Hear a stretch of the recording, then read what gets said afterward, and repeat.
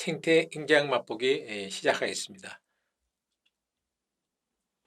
이번 시간은 자연 생태계의 에너지와 물질의 흐름을 구체적인 예시를 통해서 설명을 좀 드리도록 하겠습니다.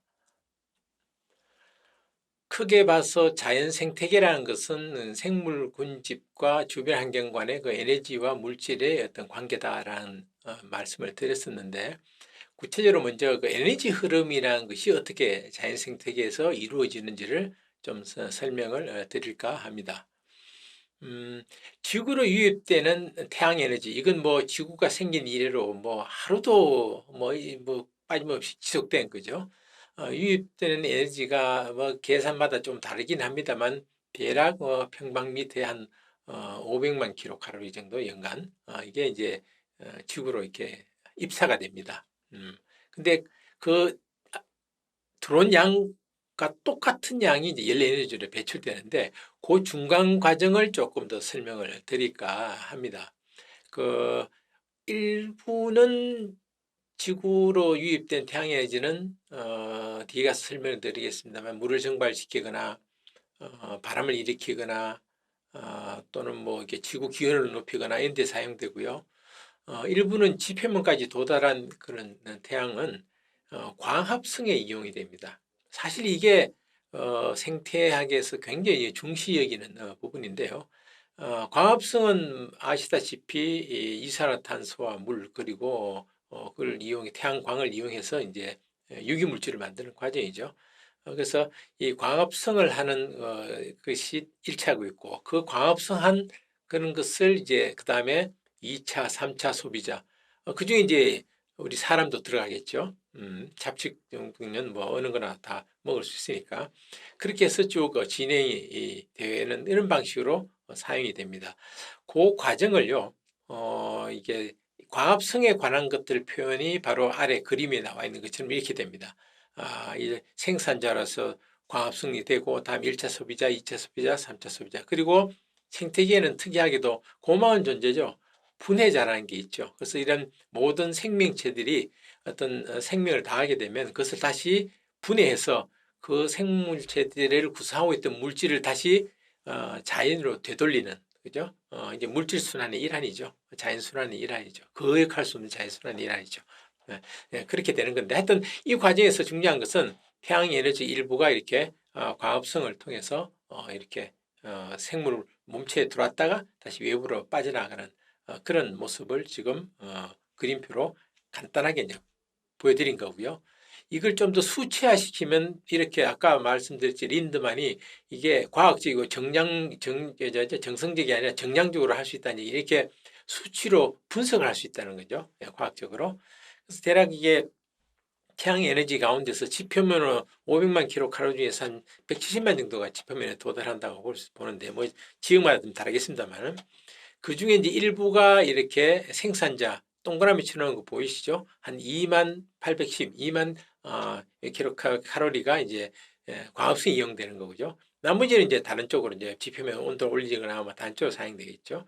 그래서 제가 해서 동그라미 쳐놓은 이유는 아까 연력학 법칙을 말씀드렸듯이 이 광합성에 이용된 칼로리가 2만 810, 약 2만이라고 하겠습니다. 2만 킬로칼로리가 어떤 방식을 거치든 간에 1차 소비자, 2차 소비자, 뭐 우리 인간도 포함되겠죠. 그래서 툴을 통해 가지고 모두 열 에너지로 동일한 양에 해당되는 2만 킬로칼로리가 정확하게 빠져나간다 하는 것을 보여주는 그림입니다. 그러니까 이게 모두에 말씀드렸듯이 이게 자연 주변 환경과 생물 군집 간에 에너지가 이렇게 연결되어 있다 하는 거고요. 인간도 이 소비자 중에 한 사람이죠. 그래서 이 거대한 이 에너지 흐름 속에 우리 인간도 포함되어 있다. 뭐 생태학적으로 본다면요. 생물종 중에 하나니까요. 예, 그렇게 되어 있다 하는 걸 이제 보여드린 거고요. 나머지 부분은 이제 물질 순환에 관한 건데요. 이걸 흔히 이제 생물 지질 화학적 순환이라고 얘기하는데, 이건 뭐 생태학을 공부하지 않는 분이라도 상식적으로 다 아는 내용입니다.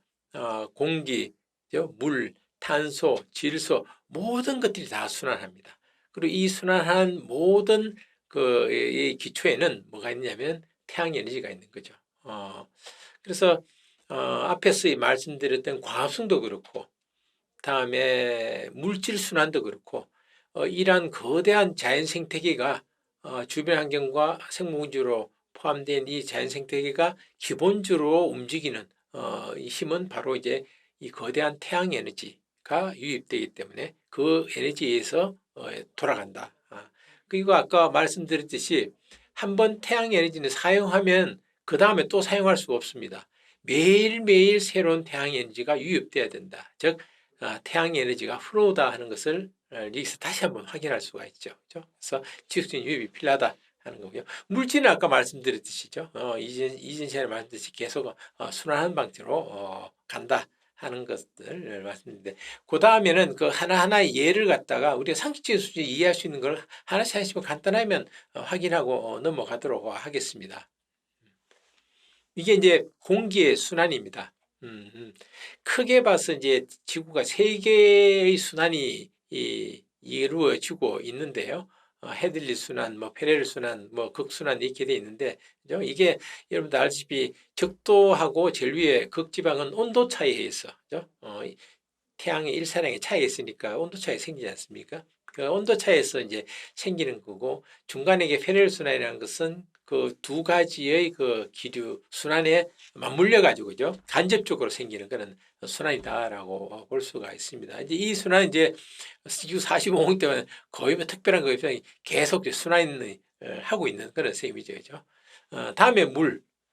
공기, 물이 가장 많은 물질입니다. 지구상이죠.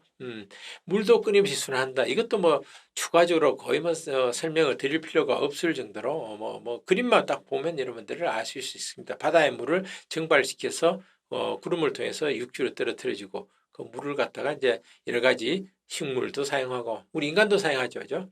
해서 다시 이제 바다로 되돌아가거나 지하수로 가거나 이런 겁니다. 그래서 이런 거 보면 이제 경제학하고 관점이 다르죠. 경제학에서는 수자원공사가 물을 공급할지 모르지만은 그럴 때 크게 시야를 넓혀서 보면 결국 물을 공급하는 것은 태양에너지입니다. 청구서를 보내지 않고 그냥 무료로 해주는 거죠. 이렇게 물순환이 이루어지고 있다 하는 거고요. 해류도 마찬가지입니다. 해류라는 것이 아무것도 아닌 것 같지만은 적도 지방에 있는 따뜻한 물을 갖다가 이렇게 펌프식으로 돌리는 역할을 합니다. 그러니까 해류가 움직이는 것은 한류 이렇게 되는 것은 이 열을 갖다 전달하기 위한 그런 하나의 흐름이다라고 보시면 된다. 난방을 하는 거죠. 쉽게 얘기하면죠. 그래서 이게 해류에 어떤 이상이 생기면은 기후의 이상 현상이 자주 나타납니다. 뭐 라니냐, 뭐 엘니뇨 이런 거 예를 들어 들어보실 겁니다. 다 이게 해류와 또 관계되는 겁니다. 이제 이 거대한 그 물 흐름 이것도 결국은 태양 에너지의 어떤 순환에 의해서 이루어진다 하는 거고요. 다음에 이제 우리가 요즘 와서 많이 관심을 갖는 거죠. 기후변화 때문에 탄소입니다. 탄소도 마찬가지로 순환하죠. 공기 중에 있던 탄소를 식물들이, 광합성하는 식물들이 물과 태양 햇빛을 이용해서 광합성을 하면서 흡수하지 않습니까? 그죠?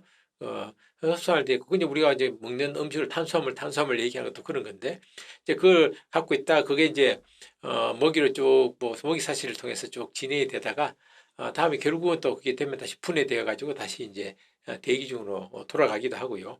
일부는 바다에도 녹기도 합니다. CO2가 녹았다가 다시 공기 중으로 왔다가 이렇게 계속 탄소가 이렇게 순환을 하고 있다 하는 것을 이제 보여주는 거고요. 눈치 빠른 분들은 아시겠지만 이 밑에 제가 탄소 순환의 교란 요인이라고 얘기하는 것은 뭐냐면은 오랫동안 이렇게 정도의 차이는 있지만은 일정한 범위 내에서 이렇게 탄소가 순환하는 데 있어서 아주 급작스런 변화를 일으킨 게 뭘까 하는 질문인데 생태 경제에서도 굉장히 강조하는 부분이고 요즘 환경에서 많이 얘기하는 거죠. 화석연료입니다.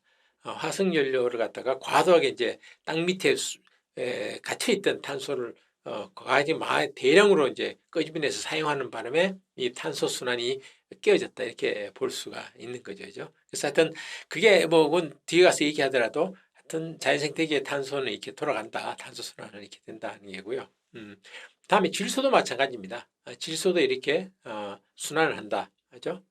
공기 중에 있던 질소가 뿌리옥 박테리아라든지 식물의 뿌리에서 이렇게 가지고 고정이 돼가지고 질소 고정이라고 얘기해야 되죠.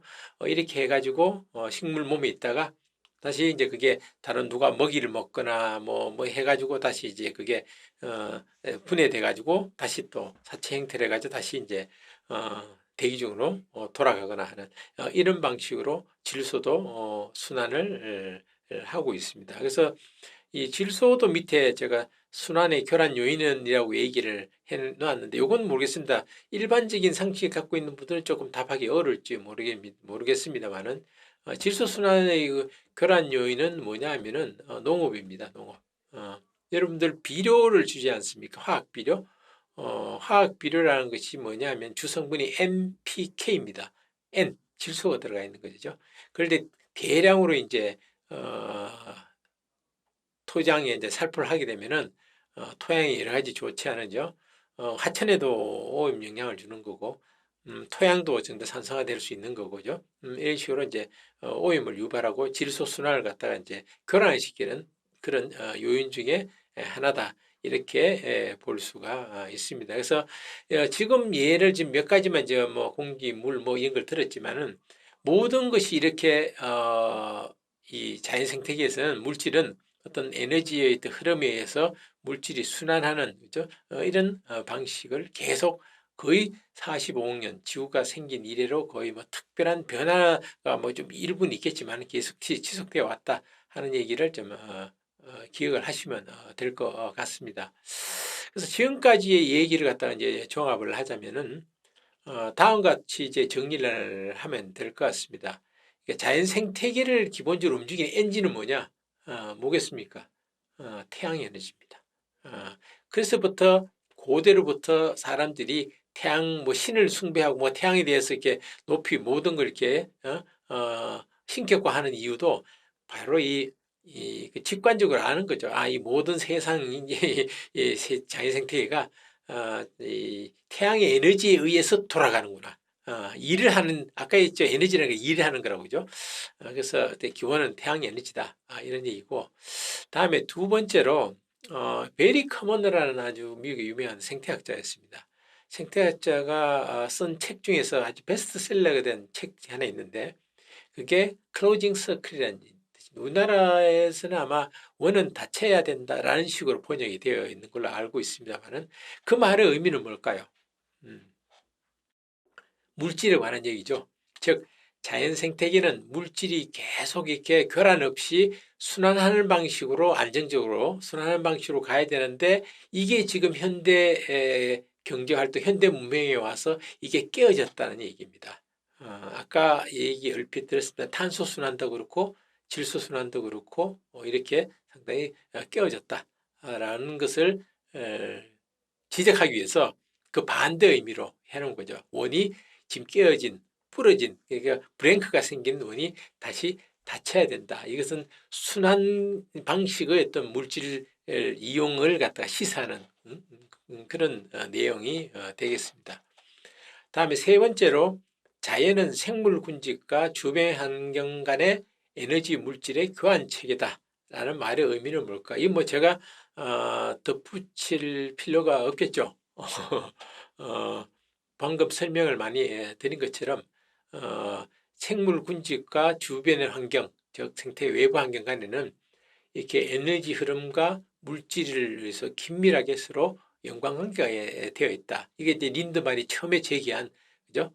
관계 분석의 어떤 출발점, 초석이 되었던 얘기이기도 하죠. 그래서 이게 교환 체계다라는 말은 그만큼 에너지 물질에 대한 분석이 굉장히 중요하다 하는 것을 의미한다. 이렇게 생각하시면 될 것 같습니다. 마지막으로 이건 이제 다음으로 넘어가기 위한 다음 주제로 넘어가기 위한 하나의 그건 연결고리인데요. 그러면 지금까지 우리가 쭉 살펴봤던 이 에너지와 물질의 교환 체계 여기에서 가장 큰 변화와 영향력을 미치는 생물종이 뭘까 하는 겁니다. 답은 뭐 제가 답 드리지 않아도 알겠죠. 인간입니다. 이게 지구상에 존재하는 많은 수많은 수천만의 이제 생물종이 있지만은 그동안 이 자연 생태계 에너지와 물질의 어떤 흐름의 시스템을 근본적으로 상당히 바꾼 유일한 종이 바로 인간이다라고 말씀을 드릴 수가 있습니다. 여기서 다음 주제라고 얘기할 때 생태경제학이라는 것은 바로 이런 문제의식에서 출발하는 그런 학문이 되겠습니다. 예, 예. 그래서 이 전체적으로 이번 주제 얘기는 자연 생태계라는 것이 이 외부 환경과 생물 군집의 결합으로 되어 있고 그 양자 간에는 태양 에너지 흐름과 물질 순환이라는 그 관계에 의해서 서로 긴밀하게 연관관계를 갖고 있다라는 식으로 정리를 하시면 될 것 같습니다. 다음 주제에서 뵙겠습니다.